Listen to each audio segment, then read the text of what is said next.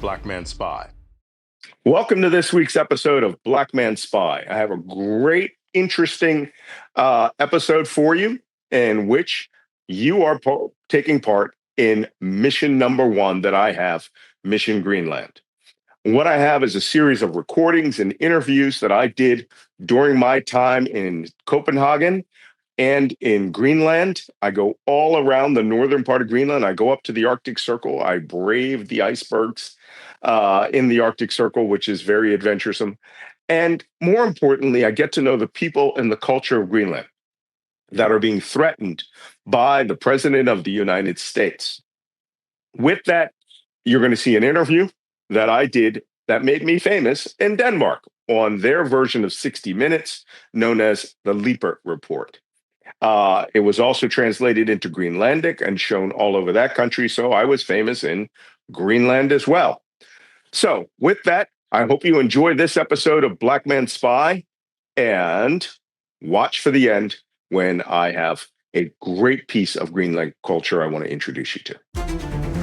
This is the port of Copenhagen, and it's appropriate that I start this military assessment about the risk to Greenland from the threat of invasion of the United States, as I like to reiterate, the single stupidest story I've ever had to work on, across from the frigate museum, Peter Skram, which was a Danish frigate in the Cold War that operated with the United States in operations against the Soviet Union, patrolling its own waters and working with NATO.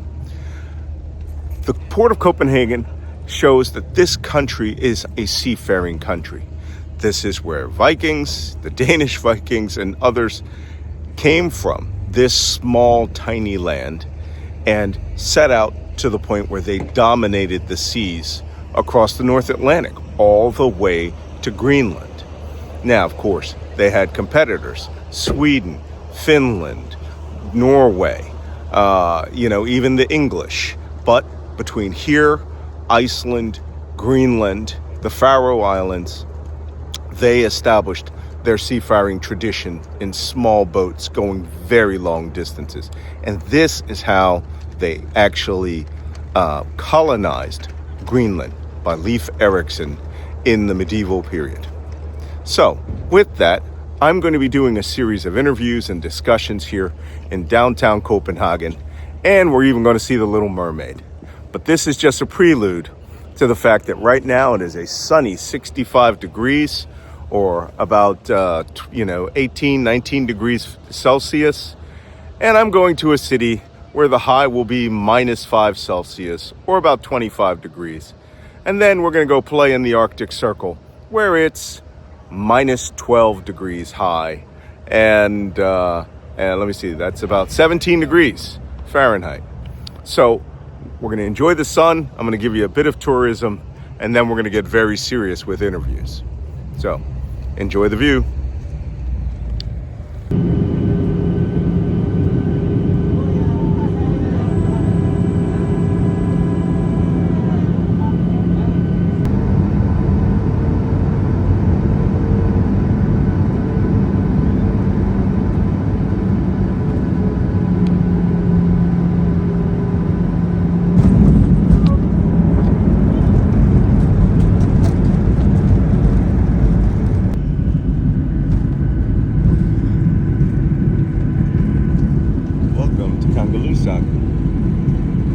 We're in central Greenland, home of NATO and Norway's Arctic Command.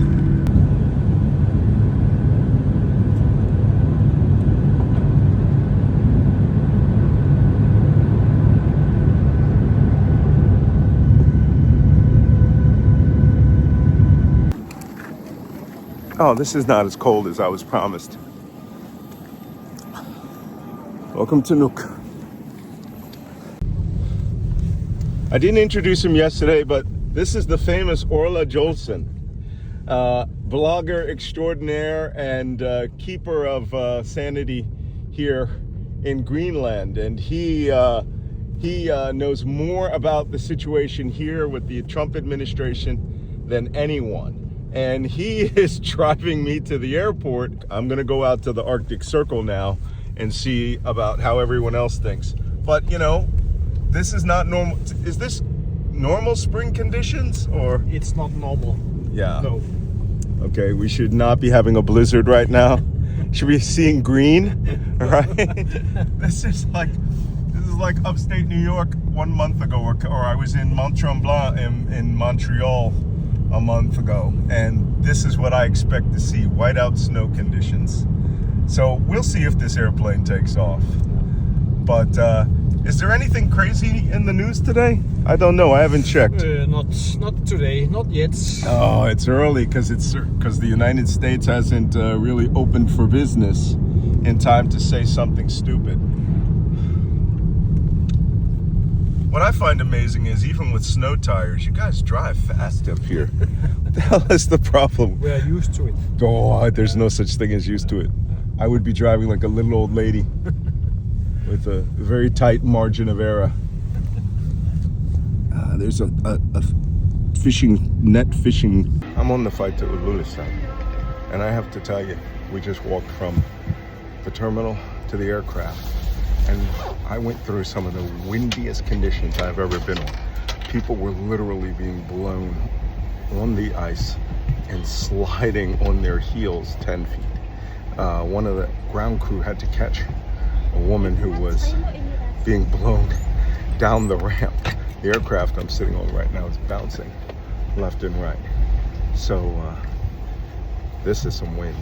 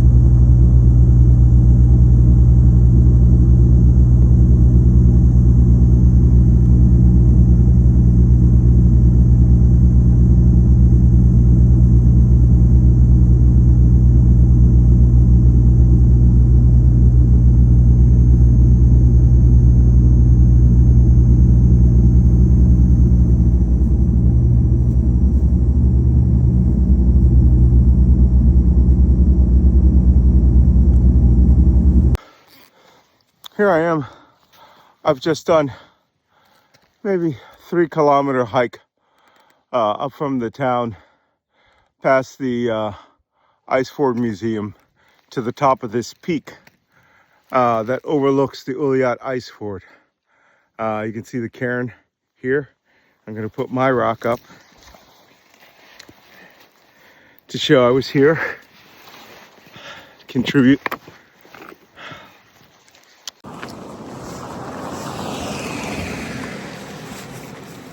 Well, Ilulissat is finally getting the weather I came here for. A snow storm is moving in this afternoon, but it's still not as bad as it is in Nuuk. So I'm gonna park it.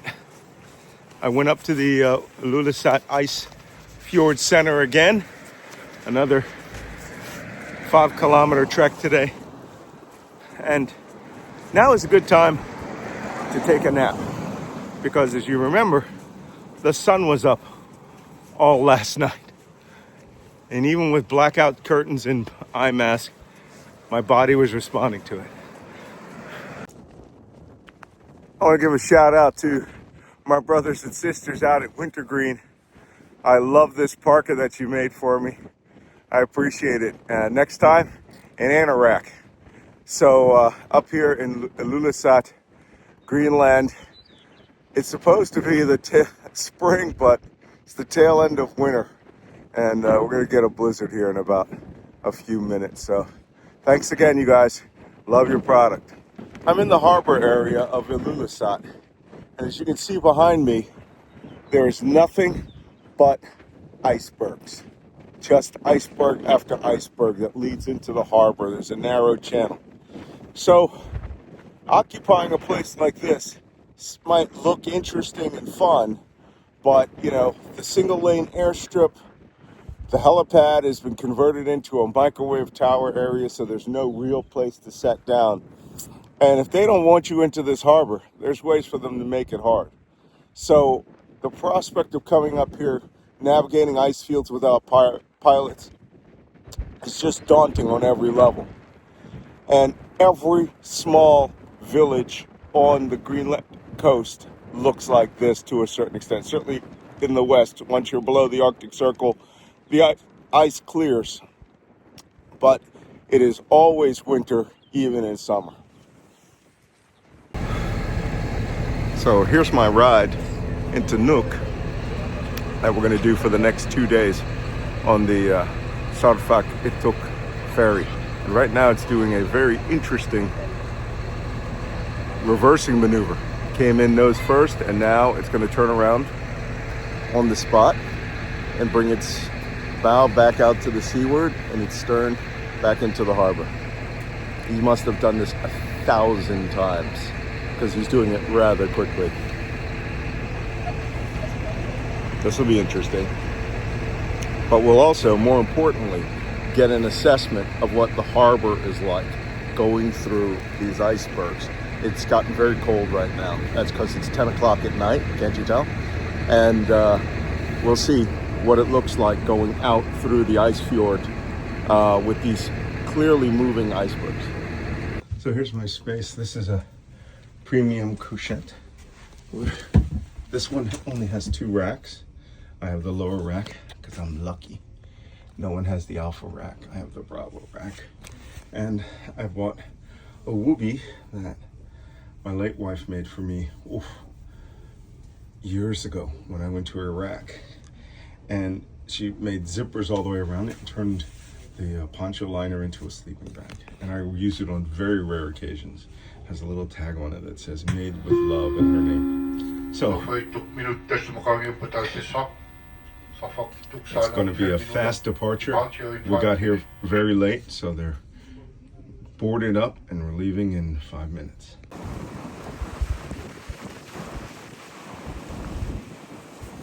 Okay, we're breaking out into the open sea now, but we're about 200 yards from that iceberg. You can see, if you look down below, you can see it's where it goes green underneath in the water. This one hasn't been broken, it's just stuck there.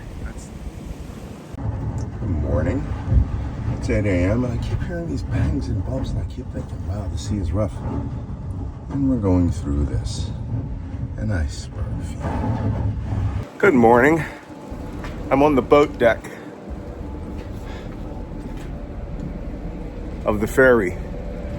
And we woke up to a beautiful bright morning, sunny, only to find us steaming south to Sisimiut. And I kept hearing, when I woke up, for like over an hour, all these bumps and bumps and bumps. And I thought, man, the ocean is choppy. It's really choppy. These waves are hitting us. But when I glanced out the window, I found that we're sailing on glass. The problem is, we're not sailing on glass. We're sailing, and had been sailing through most of the night, through an iceberg field. What you see off to the left there, off in the distance, is the coast. We're really close aboard because we're coming into Sisimiut in another 30 minutes or so.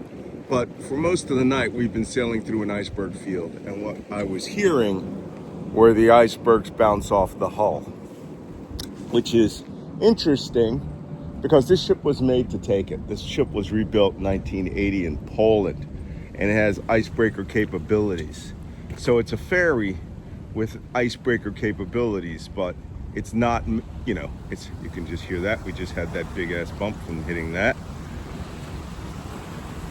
It's not an icebreaker. It's just meant to go in these waters, and it was redesigned and rebuilt to go through heavy waters like this with loads of surface ice on it. So one of the funny things was I said that if I ever hit an iceberg, I'm going to drink champagne. So I actually have champagne. I have.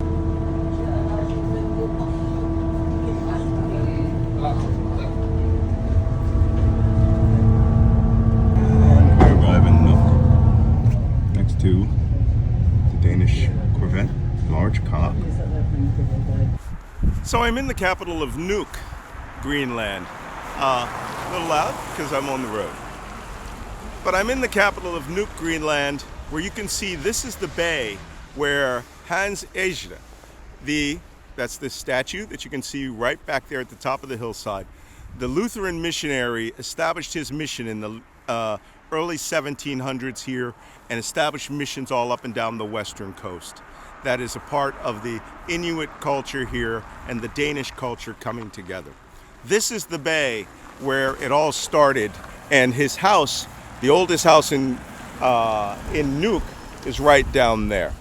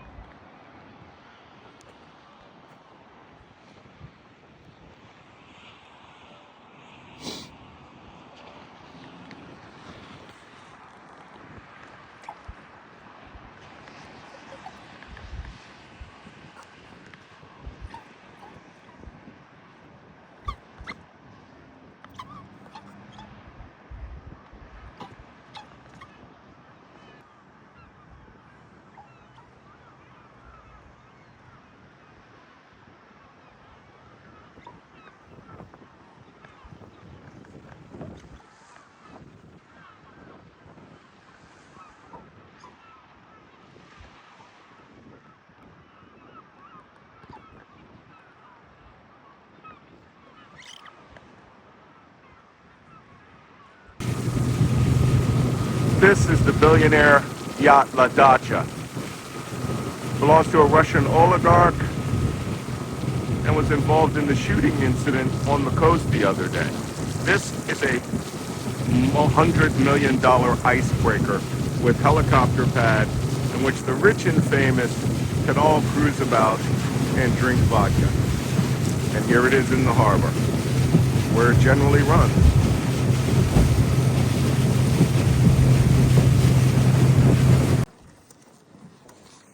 Ah, there he is.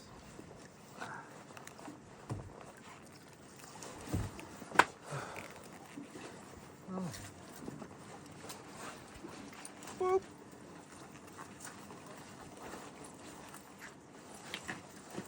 Nu går man hertil.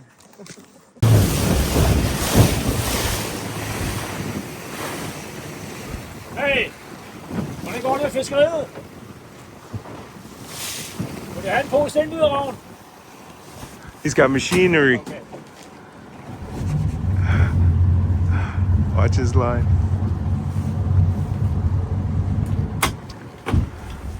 It's a terrible life.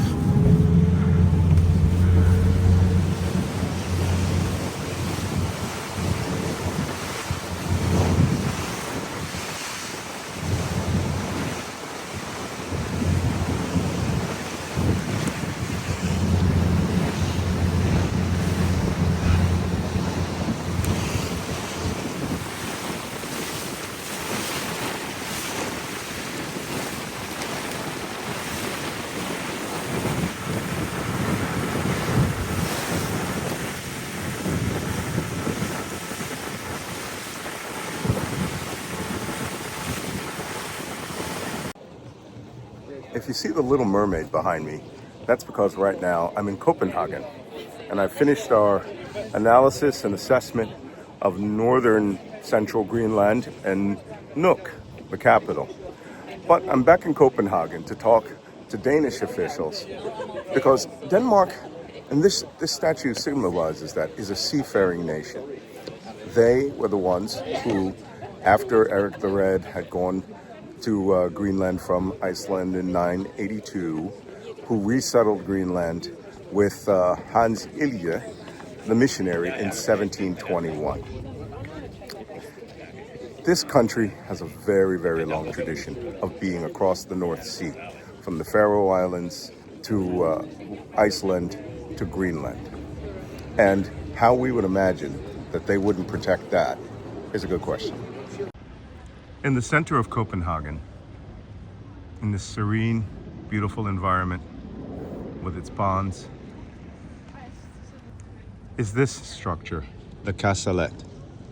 The Kastellet is a military facility that is still operating, still guarded by the Danish military, in which tourists walk through and they can see this castle that was built as a defensive fortification for attack from the sea.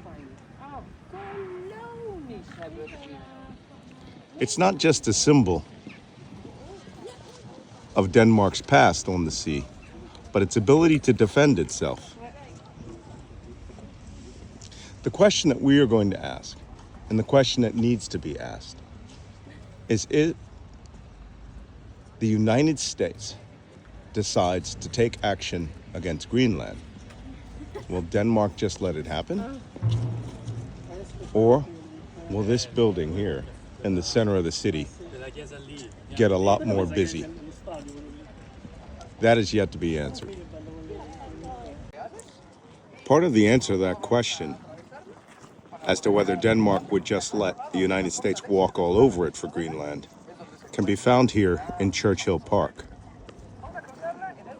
This nation has a history of both compliance. When the Nazis invaded, they had an entire branch of the Danish Nazi Party running this country. And then they had an entire resistance that coordinated with the United States, Great Britain, and created a Danish underground with Danish soldiers fighting and sacrificing their lives in this country. I'm standing in Churchill Park, which is right next to the Kastellet. And we are also going to visit the Museum of the Danish Resistance, which is the underground clandestine fighters who fought in this country, helped pilots escape, and helped the Special Operations Executive and the American Office of Strategic Services defeat the Nazis from within. Resistance is also a part of the Danish experience, and it's not something that I think we should forget. Malcolm Nance, thank you so much for taking the time to be here. I really appreciate it.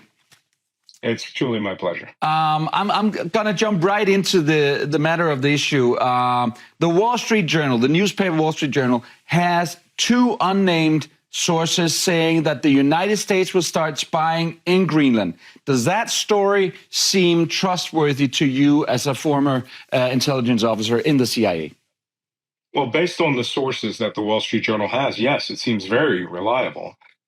Two sources came to the Journal and said that what happened was the National Security Council and Director of National Intelligence had placed what we call a collection emphasis onto Greenland as a target. And that means the collection of National Intelligence Watch officers, principally from Defense Intelligence Agency, Central Intelligence Agency, the National Security Agency, Directorate of National Intelligence, and any other of the 17 intelligence groups would start placing their assets to bring Greenland up as a much bigger target.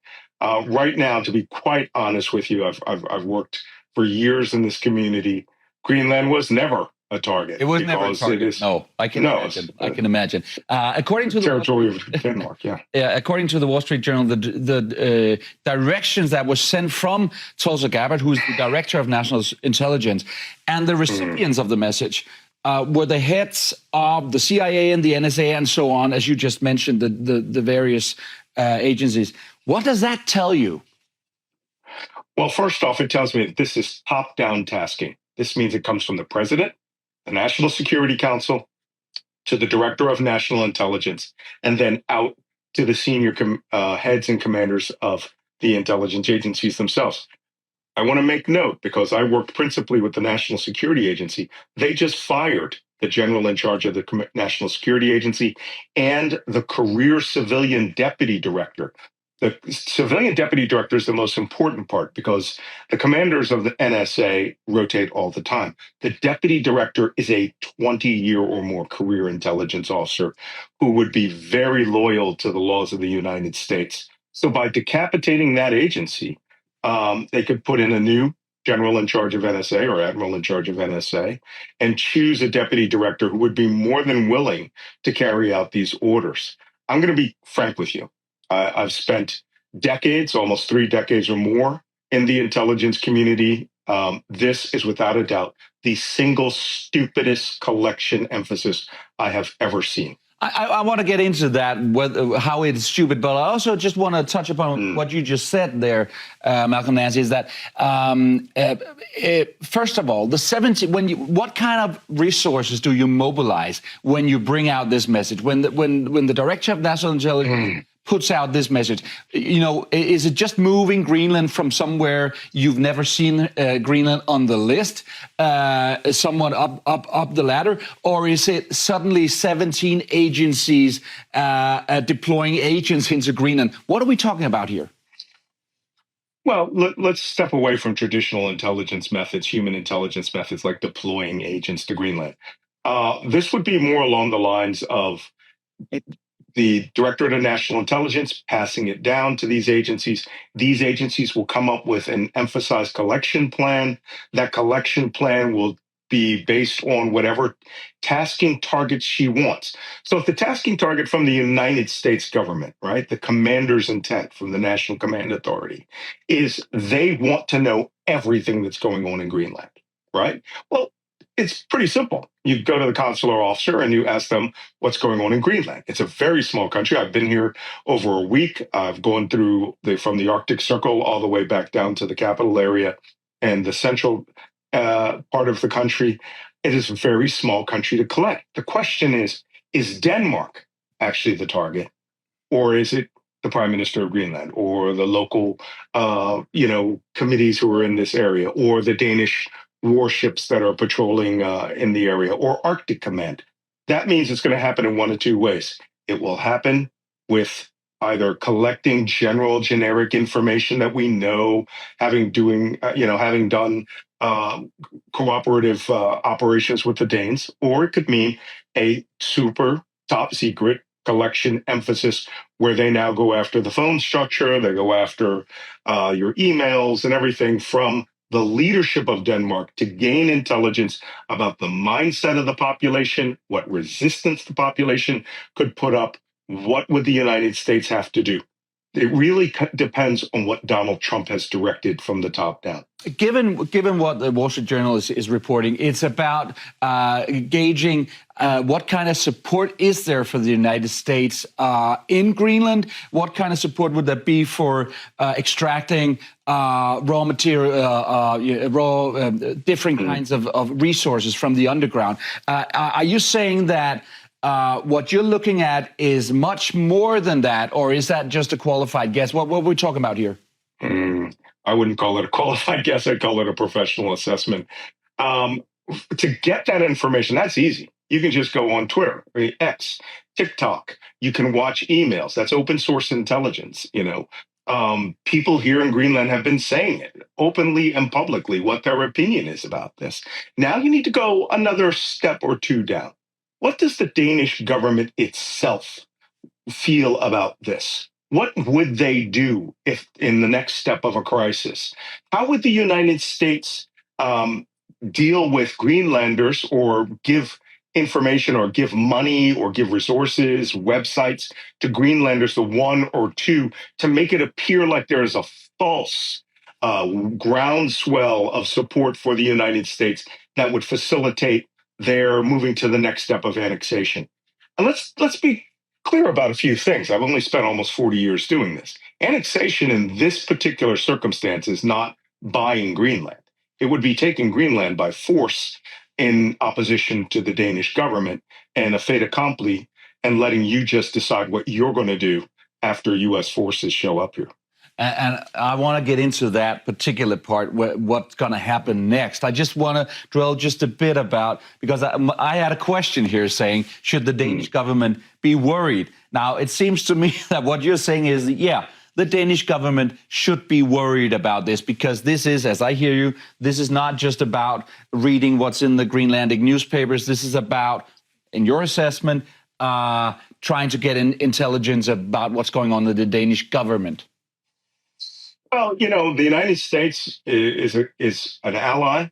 It's a partner with Denmark. It is a NATO ally and has been since the end of World War II, before the end of World War II, right? When we were helping the Danish resistance. Times have changed. The emphasis that Donald Trump is placing on is his personal interest. His personal interest is the interest of the financial backers, the world's richest man, other technology billionaires who have been pushing this Greenland plan for some time now, for exploiting natural resources. It's a very 19th century mindset. The way that they're looking at Greenland is just some territory to be seized and, to increase the size of the physical United States, which is, absolutely mind-boggling that they're even considering that. The problem is, to do it, you are going to have a physical presence in Greenland. Greenland is not, the people here who I've been meeting over the last week, speaking to people throughout the country, they're not going to roll over, accept an American flag, and then shift and say we're now a territory of the United States or an annex of the state of Alaska. That's not going to happen. Which means that what's the intelligence about? What role does that play in that process? Well, the key question that any senior commander is going to want to know is, what are you going to do about it? Why? Yeah, the Danish government, from the prime minister on down. It's one thing to deal with this diplomatically. It's a completely different thing to know what you really feel about it, because diplomacy is the craft of negotiation and the dance of discussion. That is not what they want. They want to know that if, for example, a special force were to seize Nuuk Airport, raise the flag, detain your policemen, tell your corvettes to stay offshore, and that this is now the United States, they want to know what you're going to do about it. But allow me then. What kind of? I'm asking you as an expert in this particular field of intelligence.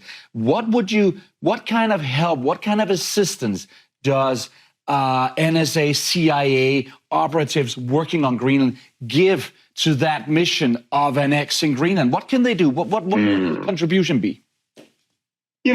When intelligence officers in the United States and in the military swear their oath, they swear their oath to the Constitution of the United States.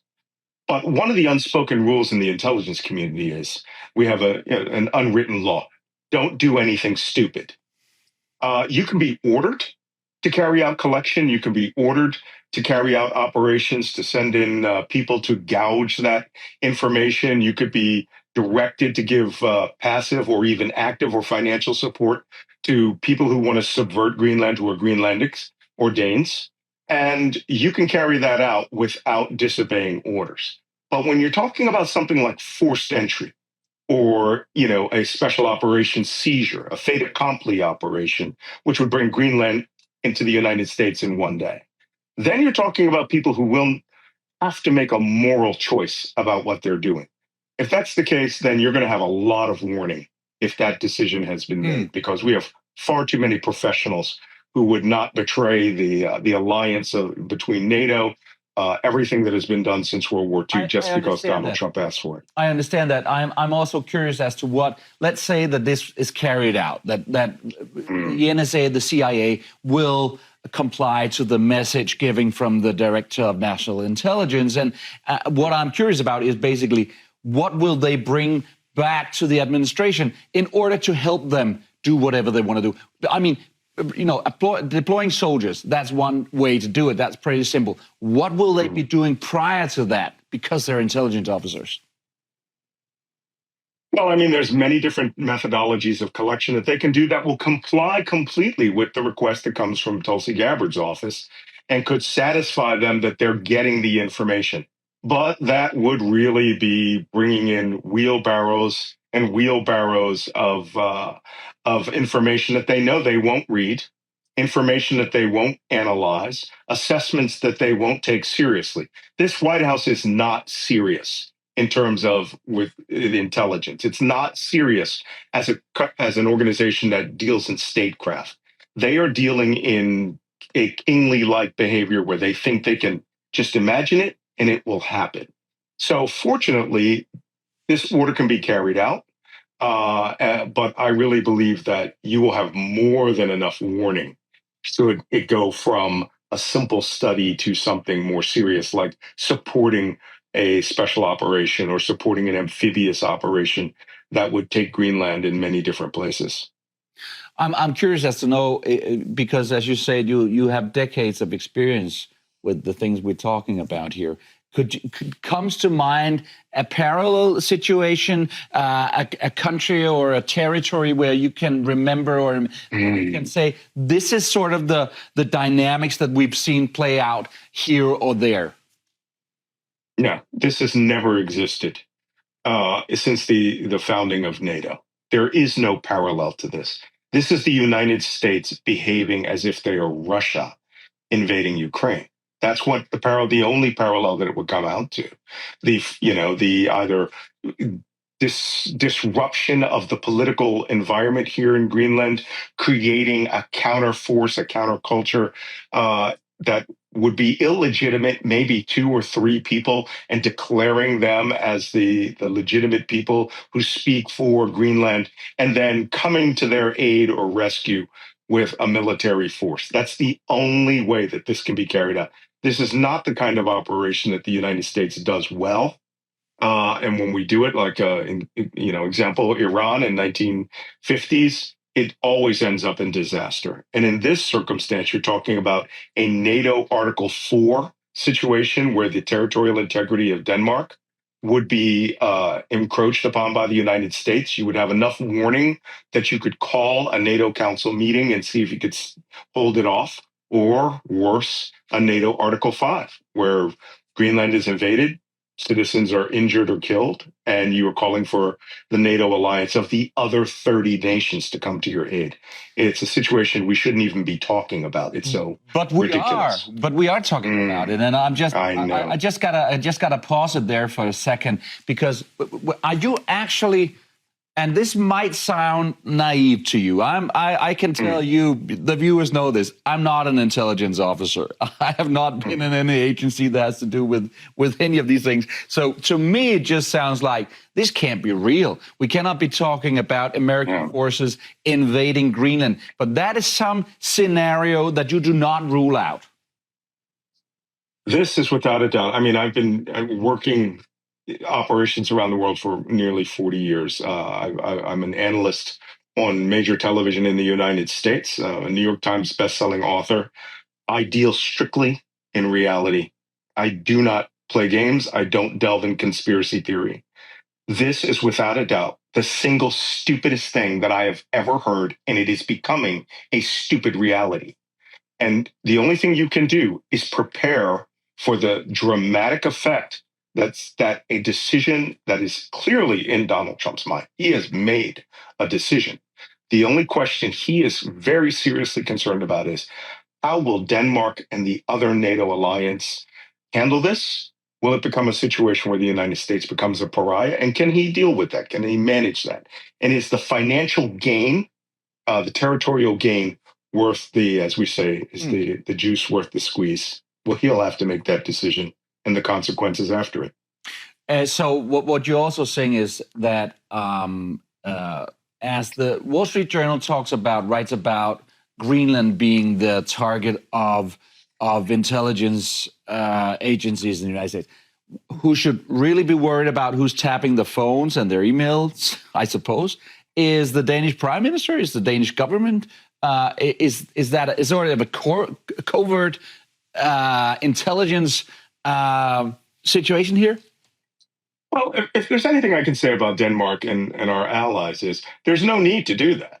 The Danes will tell you everything you want to know. They will make their positions clear. I don't think you hold any cards close to your chest. I think that the only ones that you would be a defensive action or an exercise deployment that you wouldn't want the Americans to know about, but they're going to gain within the alliance. They're going to gain some information. We're very good at seeing what our allies are doing as well as what we're doing. But I don't think that you have to worry about that. No one's going to be sorting through all of your emails. There's one thing I want to tell people. When the United States does intelligence collection, everything comes down to a human being. there is a human being that must see the information that's collected, even if it's done by computer. And the question is, will that person, as we say, throw it in the burn bag, which means dispose of it to be destroyed, and not let it go up to the National Security Council or the Tulsi Gabbard because it's so ridiculous? I mean, who wants to monitor fishing boat activities in Ilulissat? This is a waste of resources and a waste of time. But again, the political side of this has decided that there is some interest here. And the only thing that they really need to know is, when they're going to do it, how they're going to do it. But I'm pretty sure at this point, they've got it in their head they're going to do it. Could there be legitimate reasons for the United States to be gathering information in Greenland? No, none. And the one person who would have been the legitimate source would have been the U.S. Agency for International Development officer, who is one of 3 officers at the U.S. consulate who could get you anything you want to know, right? Runway lengths, the fishing habits, down in Katortok, when cruise liners come in. This is the kind of information that's operational. What's the flow of icebergs coming out of the Ilulissat ice fjord? This is important.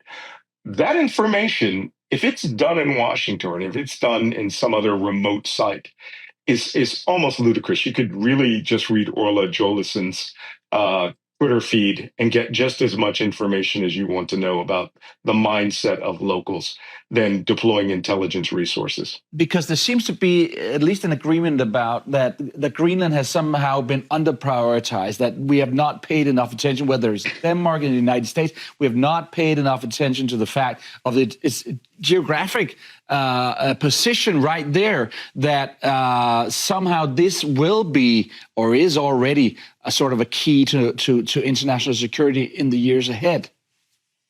Let me give you a little primer on how intelligence analysis is done. The most important things are not who, what, when, where, or how. The key thing that we always want to know, the most valuable intelligence, is why. Why is our opponent or why is our opposition doing what they're doing? If you look at Greenland from the top down, from an Arctic polar map view, you would have to have an enormous amount of climate change to make the Northwest Passage navigable enough to be valuable to go where? To Vladivostok? To Shanghai? There are faster, better routes.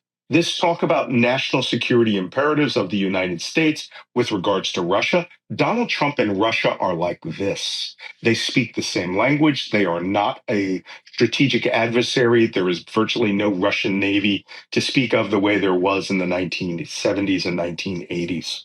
So I really would have to question, what is your national security intent for Greenland? You have one radar at Patufic. That radar system is superfluous. It really went out of style as a primary warning system in the 1970s. We have space-based sensors, which are far more accurate. And that system and the Canadian alert chain radars is really just a tertiary backup to determining if a worldwide strategic nuclear strike is coming. And if that's the case, you have 23 minutes to the end of the world. Why does it matter? So this brings the question, why does Donald Trump want this land? And we can guess on that, but let me just, the Danish government has stated that in reaction to the Wall Street Journal story about what we're talking about here, Malcolm Nance, that, and I quote, "Friends don't spy on each other." That's been the Danish government response to the fact that it seems like the American government will actually be spying on Danish territory or Greenland. Is it, let's broaden it out a bit here, is it uncommon for the United States to secretly be investigating friendly countries? Well, everyone is in opposition, right, on the marketplace, depending on where you're at. So I won't say whether the United States views that as a priority.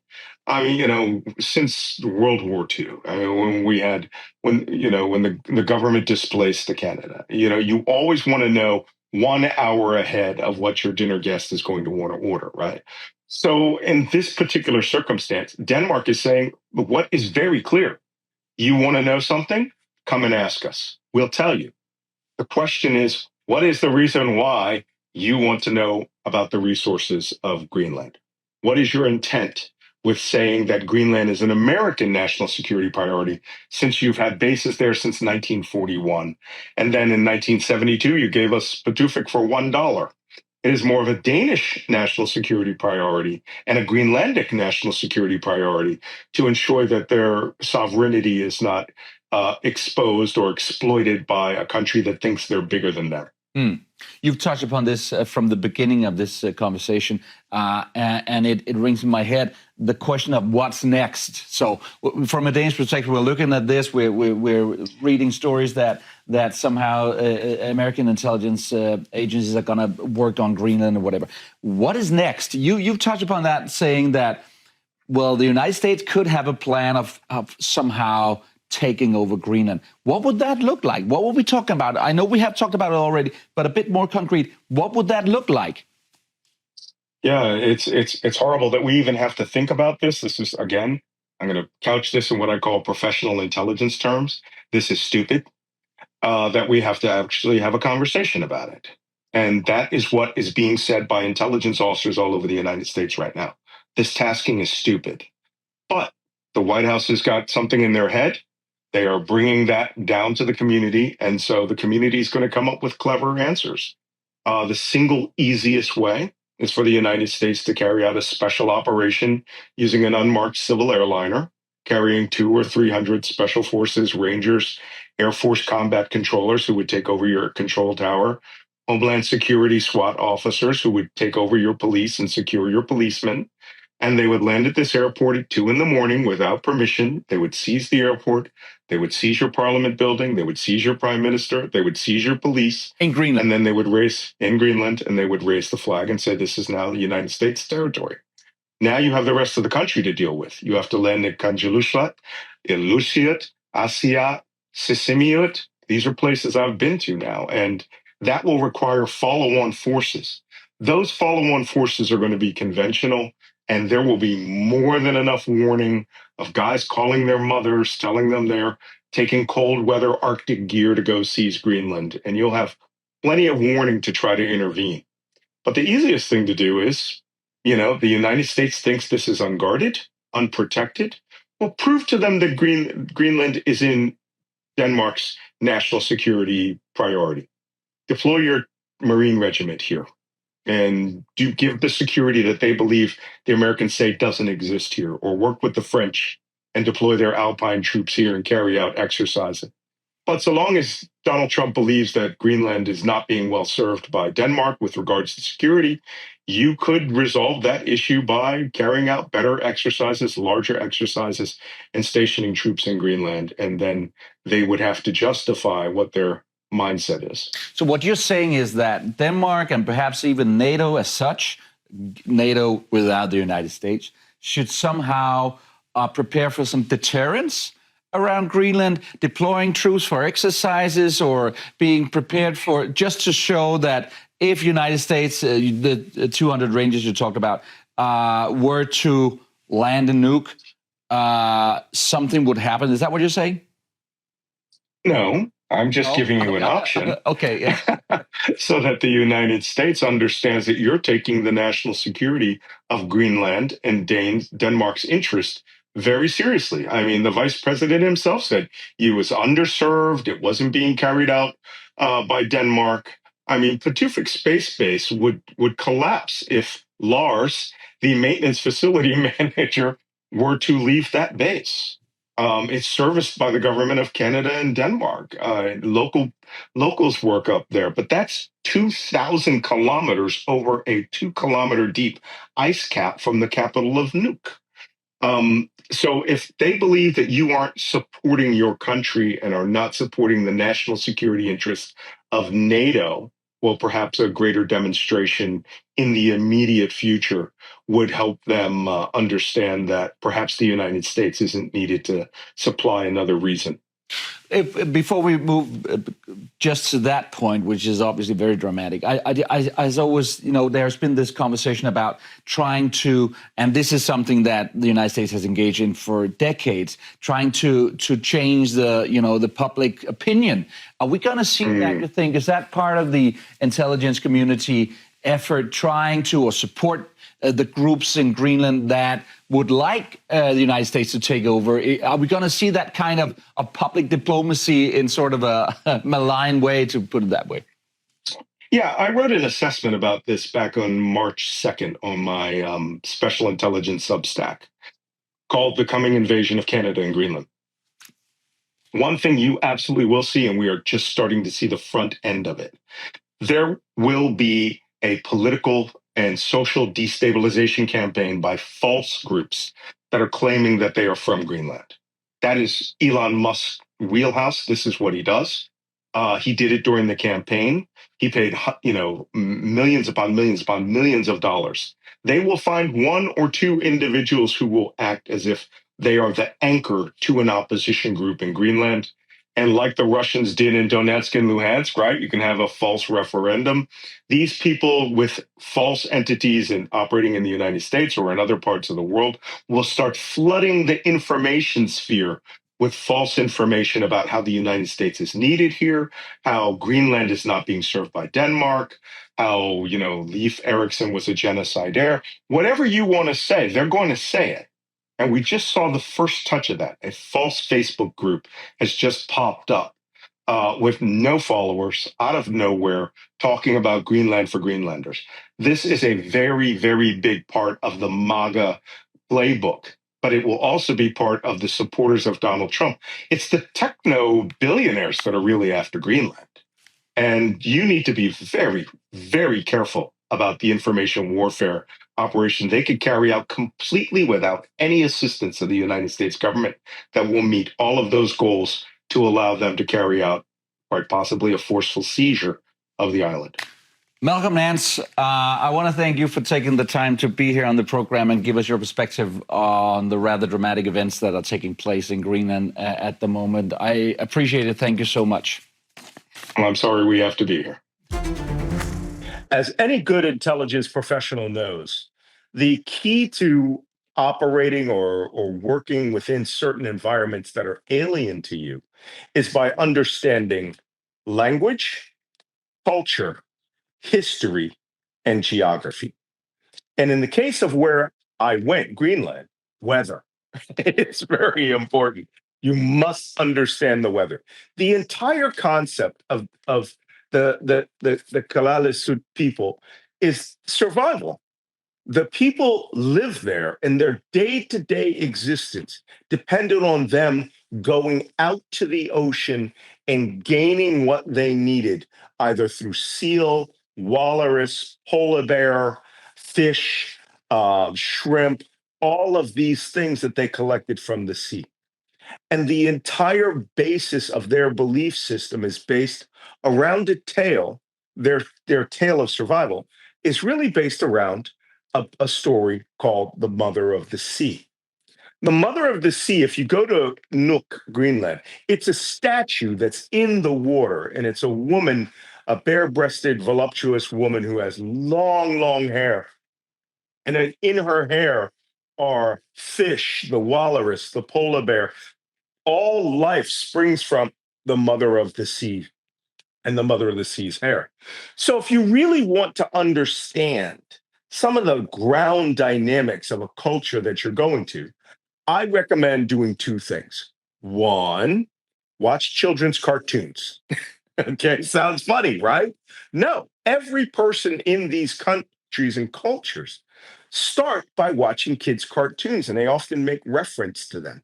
Another is reading history books or books of culture like this one, which is the story of the journey of the Mother of the Sea, which will tell you what the culture is like that the average person knows. This story is emblematic of everything that is the culture of Greenland.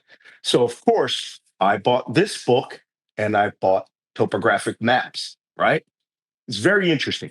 I can't read the entire story of the Mother of the Sea, but the story is fundamentally like this. Long time ago, the people of Greenland believed in the Mother of the Sea.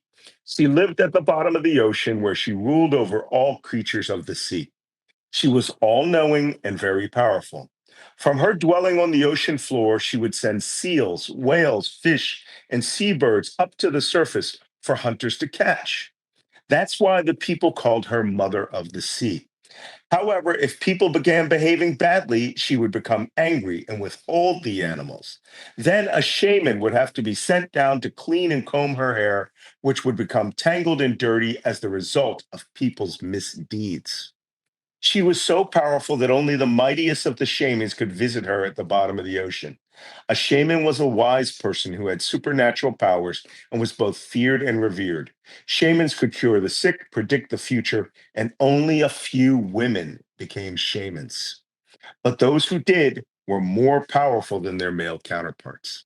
This story is really about a woman shaman who was at the time a feeble old lady. And due to the misdeeds of people, the fishing, the animals, the seals, the whales became scarce, and her village was starving. The story is essentially that she goes down to the bottom of the ocean and goes through all these trials and tribulations to meet the Mother of the Sea. When she gets to the bottom of the ocean, and mainly because, by the way, her husband, who was fishing, was not catching anything, and everyone was starving. And she wanted to break the spell over nobody eating, nobody surviving, which is the key you'll understand about Greenlandic culture. It's all about community and personal survival. No time for animosity when all you have to satisfy yourself, feed yourself, store food away for a long time, and respect the Mother of the Sea. This story starts with the story of the old woman who goes to the bottom of the ocean, goes through trials and tribulations to meet the Mother of the Sea and to see if she would entertain her wish to allow bountiful food, whales, seals to come back. So I'm going to start you here and we're going to skip a little bit, but this is the fundamental part of the book. The old woman crept through the entrance and entered the house of the Mother of the Sea. What a sight! On a bench sat an enormous woman with a thick mass of long tangled hair draped over her body. This had to be the Mother of the Sea. She glared angrily at her uninvited guest, and the old woman became a little anxious. Then she remembered that her helping spirit would come to her aid, and she would wait to see what would happen next. And this is the picture of the Mother of the Sea with her tangled hair, looking angrily at the old woman who has come to ask for help, the old woman who's a shaman. Come here, ordered the Mother of the Sea. You shall clean my hair. Just as the old woman reached her, the great woman grabbed her with one hand and lifted her as easily as if she was a baby. The Mother of the Sea tried to toss the old woman into the stream, but the old woman, helping spirit, whispered, "Wrap your fingers around her hair, and this will save your life." The old woman did as she was told and clung to the hair. Twice the Mother of Sea tried to throw the old woman into the stream, like the Gulf Stream. And both times she clung to the great mass of hair, her fingers wrapped around it like her helping spirit had told her. Realizing she couldn't shake off the old woman, the Mother of the Sea relented. Very well, then, clean my hair. The old woman began to clean the Mother of the Sea, the hair of the Mother of the Sea, very thoroughly, untangling it with a large comb made of bone. Bone instruments are critical to in the Kalaalleq culture. They have bone instruments in the museum that are thousands of years old. She carefully wiped the huge woman's face with a soft skin cloth dipped in the finest oils. When she was done, the Mother of the Sea said, "Thank you. I have not been cleaned for a long time. Upon your return to the land, you must tell your fellow settlers to take care of the ocean." Underline that. When people do not care about the ocean and it becomes polluted, I get covered in filth and become unsightly and unkempt. And then I must keep the sea animals from the surface in order to make people change their ways. I must do this until someone comes down to clean me. Ask everyone to remember this. People must not think only of hunting and food. Even though the old woman hadn't spoken of her mission, the mother of the sea knew of it, and said to her, "Let me see what I can do for you. Help me move my oil lamp." The lamp was very large and heavy. They both grabbed it and shifted it a little to one side, and from beneath the lamp, great flocks of seabirds flew out of the house and up towards the ocean surface. "That's enough," said the mother of the sea, and they moved the lamp back to place. "There's one more thing we must do," said the mother of the sea, as she moved to the opposite wall. "Do you see that large door? Help me open it." The old woman helped the mother of the sea open the large door, only to behold a strange creature, part animal, part human. "You must mark it," the mother of the sea said. "How am I to do that?" the old woman asked. "Scratch a patch between its eyes with your fingernail." The old woman obeyed, and a bare patch appeared between the creature's eyes. "That is good. This will be your husband's last catch, and for cleaning me, I thank you." The old woman then departed, leaving the dwelling of the mother of the sea. This is the mother of the sea, but the old woman meeting the half human, half animal, which now allows them to catch food.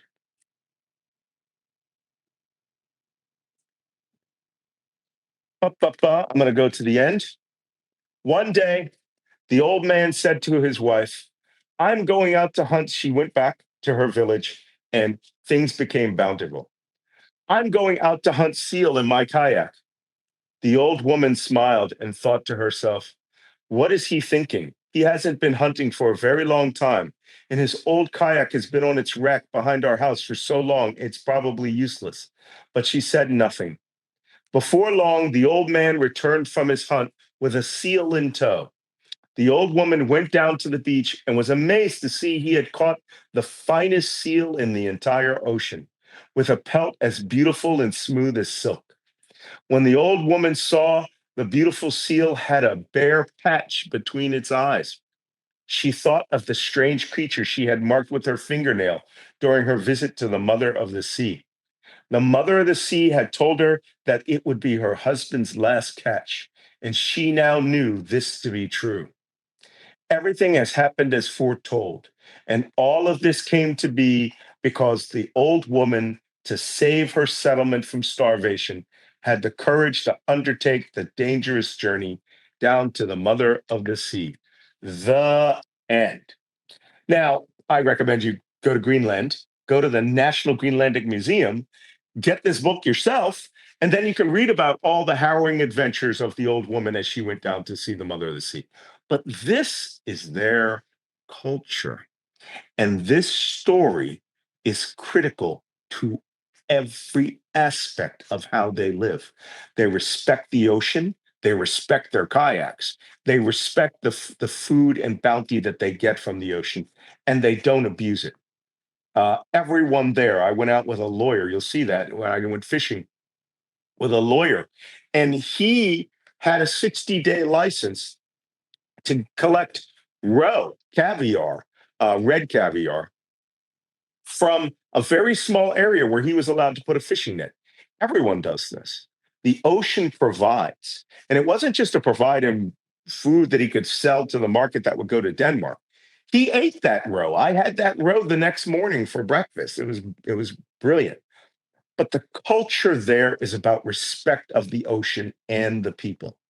And the problem that we have is, especially in this time of threatening these poor, innocent people who have done nothing, but each of whom has a high caliber sniper grade caribou and wild muskox hunting rifle, is that we are not respecting their even existence by having this conversation. And I hope that by giving you a little bit of a taste of the story of the mother of the sea, you understand where their origins come from. With that, thank you for being on this special edition of Black Man Spy.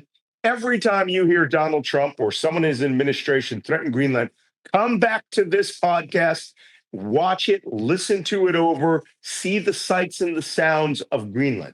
If you want to get there, United Airlines is going to start flying nonstop from JFK here in about a week in mid-June. And you can fly to Greenland. It's going to be in the 70s during the summer. It's beautiful. You can hike there. Yes, it's 1,750 miles of solid ice, 1 mile deep.